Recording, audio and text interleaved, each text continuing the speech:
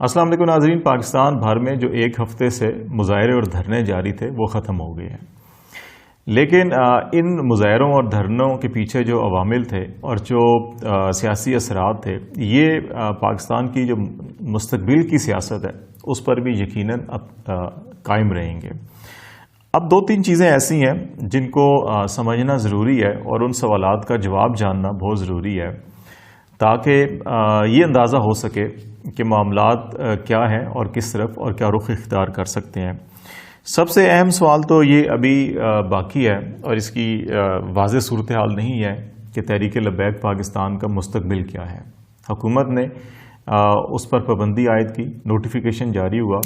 لیکن جو قانون کا طریقہ کار ہے وہ ابھی تک مکمل نہیں ہوا، اور کیا وہ مکمل ہوگا نہیں ہوگا، اور مکمل ہوگا تو اس کے کیا اثرات ہوں گے سیاست پر، اور پاکستان کے اندر جو دینی سوچ رکھنے والے افراد ہیں ان کے حوالے سے بھی دیکھنا ہوگا کہ اس کے اوپر کیا اثرات پڑیں گے، اور اگر پابندی نہیں لگتی تو یہ پابندی جو اب لگائی گئی ہے وہ ختم کیسے ہوگی، اور پھر اس کے جو ہے پاکستان کے مجموعی جو ماحول ہے اس کے اوپر اور پاکستان کی جو آئندہ آنے والی سیاست ہے اس کے اوپر کیا اثرات مرتب ہوں گے۔ یہ وہ چیزیں ہیں جن کو سمجھنا اور جاننا بہت ضروری ہے۔ سب سے پہلے اگر یہ دیکھا جائے کہ تحریک لبیک پاکستان کا مستقبل کیا ہے اور قانون کیا کہتا ہے، تو اس کے لیے پاکستان کا جو پولیٹیکل پارٹیز آرڈر 2002 ہے اس کی شق 15 اور 16 جو ہے اس کو دیکھنا ہوگا کہ وہ کیا کہتی ہیں اور کیا اس کے تقاضے پورے ہوئے ہیں یا نہیں ہوئے ہیں۔ جو آرٹیکل 15 ہے، شق 15، اس میں 3 وجوہات دی گئی ہیں جن کی بنیاد کے اوپر کسی بھی سیاسی جماعت پہ پابندی عائد کی جا سکتی ہے۔ نمبر 1 کہ غیر ملکی امداد پر وہ پارٹی قائم کی گئی ہے یا اس کو فارن فنڈنگ ہو رہی ہے۔ نمبر 2 کہ ملکی سالمیت اور سلامتی کے حوالے سے وہ ایسا کام کر رہی ہے جو اس کے خلاف ہے، یا اس کے جو قیام کا مقصد ہے وہ پاکستان کی سالمیت اور سلامتی کے خلاف ہے۔ اور نمبر 3 کہ وہ دہشت گردی کے واقعات یا کارروائیوں میں ملوث ہے۔ اگر یہ 3 چیزیں کسی بھی سیاسی جماعت میں ہوں گی تو وفاقی حکومت پھر ایک گزٹ نوٹیفیکیشن کرتی ہے جس میں یہ کہا جاتا ہے کہ ریزن دی جاتی ہے کہ یہ وجوہات ہیں جن کی بنیاد کے اوپر اس پارٹی کے اوپر پابندی لگائی جا رہی ہے۔ اور جب یہ نوٹیفیکیشن ہوتا ہے تو اس کے 15 دن کے اندر اندر وفاقی حکومت کو اسی پولیٹیکل پارٹیز آرڈیننس آرڈر 2002 کے جو 15 شق ہے، اس کی جو شق 2 ہے، ذیلی شق 2 ہے، اس کے تحت پھر 15 دن کے اندر اندر سپریم کورٹ میں جا کے ایک ریفرنس دائر کرنا ہوتا ہے۔ وہ ابھی تک نہیں ہوا اس کیس کے اندر۔ 15(3) کے تحت پھر سپریم کورٹ جو ہے وہ فیصلہ کرتی ہے کہ اچھا یہ جو فیصلہ گورنمنٹ نے نوٹیفائی کیا ہے، بین لگایا، یہ ٹھیک ہے یا غلط ہے۔ تو جو سپریم کورٹ کا فیصلہ ہوگا وہ فیصلہ حتمی ہوگا، اور اگر وہ فیصلہ کرتے ہیں کہ گورنمنٹ کا نوٹیفیکیشن ٹھیک تھا تو پھر اس پارٹی پہ اوپر پابندی لگ جاتی ہے، اور اگر سپریم کورٹ کہتی ہے کہ نہیں اس میں قانونی تقاضے پورے نہیں ہوئے تو پھر اس پارٹی پر وہ پابندی نہیں لگتی۔ آرٹیکل 16 یہ کہتا ہے کہ جس پارٹی پر پابندی لگ جائے تو پھر اس کے اثرات کیا ہوں گے۔ جتنے بھی ارکان اسمبلی ہیں، صوبائی اسمبلی یا پارلیمنٹ، نیشنل اسمبلی یا سینٹ کے، اگر اس پارٹی سے وابستہ ہیں تو جس پارٹی پر پابندی لگ جائے تو وہ تمام کے تمام ڈسکوالیفائی ہو جاتے ہیں، نااہل ہو جاتے ہیں، اور جس دن ڈسکوالیفیکیشن کا ان کا نوٹیفیکیشن ہوگا اس سے اگلے 4 سال تک وہ کسی بھی عوامی منصب کے اہل نہیں ہوتے، اور نہ وہ کسی اسمبلی کا نہ پارلیمنٹ کا الیکشن لڑ سکتے ہیں۔ لیکن اگر وہ ارکان اسمبلی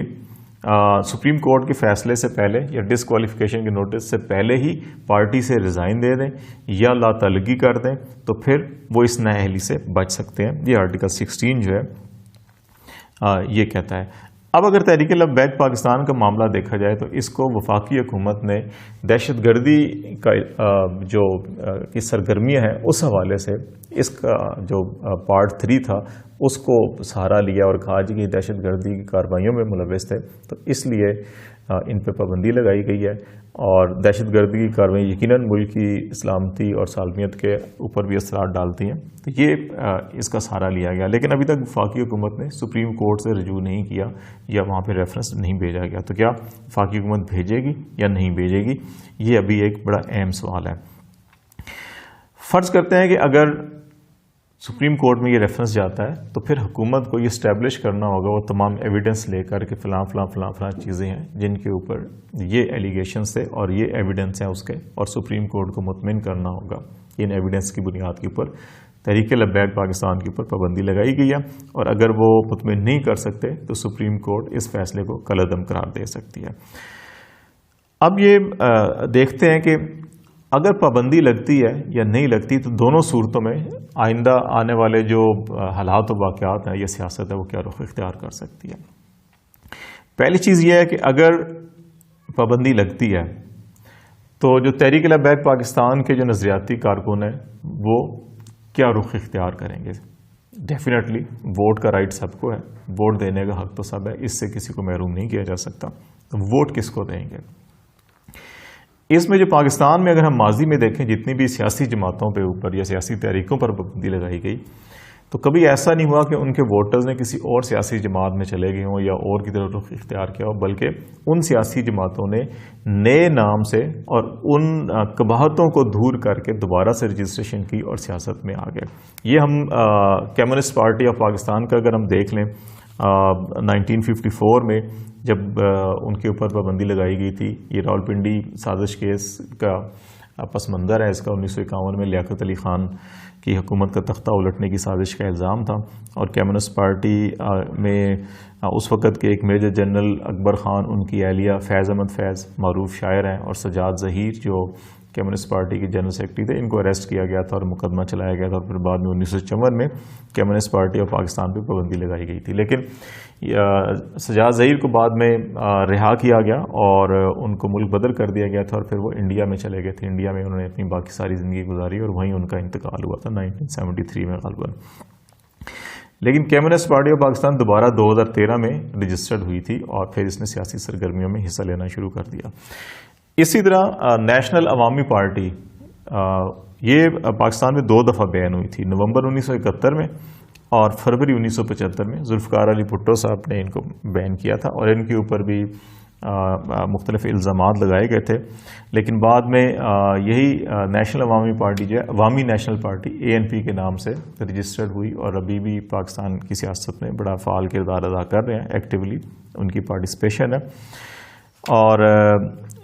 2001 سے 2015 کے درمیان تقریباً 60 سے زیادہ مذہبی جماعتوں پر پابندی لگائی گئی تھی۔ وہ ایسی مذہبی جماعتیں تھیں جو سیاست میں بھی حصہ لیتی تھیں، اور اس کے علاوہ ابھی ان کی کچھ ایسی سرگرمیاں تھیں، عسکری ونگ تھے ان کے، جس کی بنیاد کے اوپر دہشت گردی میں ملوث ہونے کے الزامات کے حوالے سے جو تحریک لبیک پاکستان کے اوپر الزام ہے وہی الزامات ان کے خلاف تھے، ان کو پابندی لگائی گئی۔ ان میں سے بھی بہت سی تنظیموں نے، جماعتوں نے اپنے نام بدلے، اپنے چارٹر بدلا۔ کچھ جو مرکزی قیادت کے لوگ تھے جن کو 4تھ شیڈول میں ڈالا گیا تھا، ان کو ایک سائڈ پر کر کے اور اپنی پارٹیاں دوبارہ رجسٹر کروائیں اور الیکشن میں حصہ لیا۔ اس میں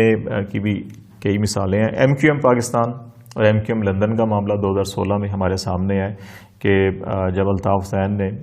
ایک تقریر کی تھی جس میں پاکستان کے خلاف بھی زبان استعمال کی گئی، اور اس کے بعد پھر مقامی یہاں پہ ان کی لیڈرشپ کو اریسٹ کیا گیا۔ انہوں نے اس سے پہلے کہ کوئی فیصلہ ہوتا، نوٹیفیکیشن ہوتا ان کی جماعت کے بارے میں، تو انہوں نے خود MQM لندن سے لا تعلقی کر کے MQM پاکستان کے نام سے تنظیم کو یہاں پہ رجسٹر کروایا اور فعال کردار ادا کر رہے ہیں۔ تو یہ آپشن تحریک لبیک پاکستان بھی استعمال کر سکتی ہے کہ اگر فیڈرل گورنمنٹ ریفرنس دائر کرتی ہے اور اسٹیبلش کر لیتی ہے اور سپریم کورٹ سے ڈیسیژن لے لیتی ہے، تو پھر تحریک لبیک پاکستان جو ہے کہ وہ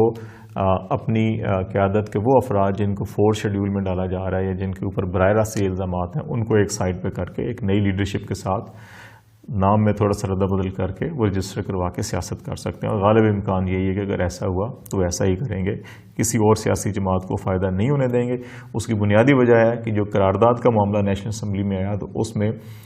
بڑی واضح طور کے اوپر چیزیں نظر آنا شروع ہوئیں کہ اس میں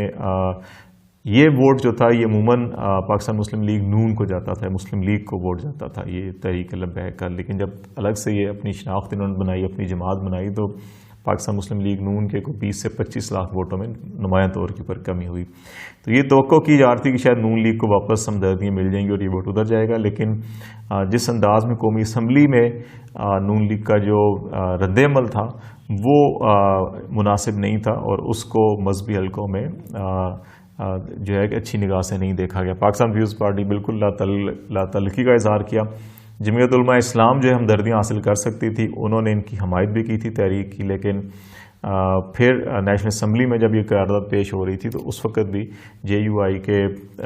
جو ارکان نے تقریر کی وہ شاید زیادہ مناسب نہیں تھی. تو غالب امکان یہ ہے کہ تحریک لبیک پاکستان ایک نئی شناخت کے ساتھ آ سکتی ہے. دوسرا آپشن یہ بھی ہو سکتا ہے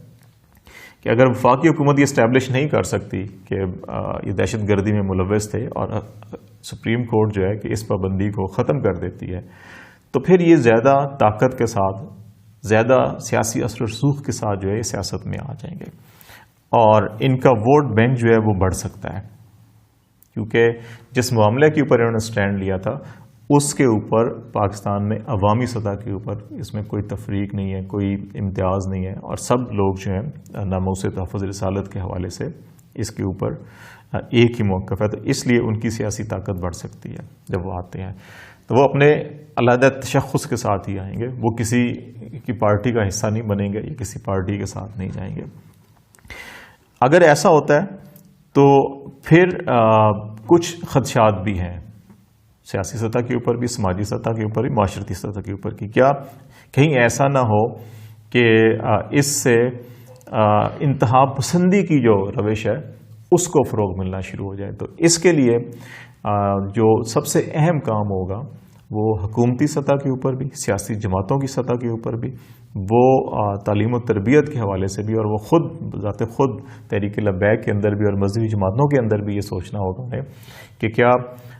ہر 6 ماہ بعد یا 3 ماہ بعد یا 1 ماہ بعد یا سال کے بعد جو ہے کہ یوں سڑکوں کے اوپر خون خرابہ ہو، یوں ہم کلمہ گو ہیں اور جن کو ہم مار رہے ہوتے ہیں وہ بھی کلمہ گو ہوتے ہیں. تو کیا یہ اسلام کے اندر جائز ہے یا نہیں جائز ہے؟ اس کا ضرور کرنا ہوگا، اور ہمیں ایک قومی سوچ جو ہے وہ پیدا کرنی ہوگی جو پاکستانیت پر مبنی ہو، جو اسلام کی حقیقی تعلیمات پر مبنی ہو، اسلام کی حقیقی تشخص پر مبنی ہو، اور اس کو ہمیں لے کر چلنا ہوگا. اور اس کے لیے جو ہے وہ حکومت، اپوزیشن اور تمام دینی جماعتوں، ذرائع ابلاغ اور سول سوسائٹی، ہر کسی کی ذمہ داری ہے کہ اس سوچ کو صحیح سمت میں لانا ہوگا. اس کی چھوٹی سی مثال یہ ہے، سوشل میڈیا پہ کچھ دنوں سے یہ پوسٹ چل رہی تھی، اگرچہ اس کے اندر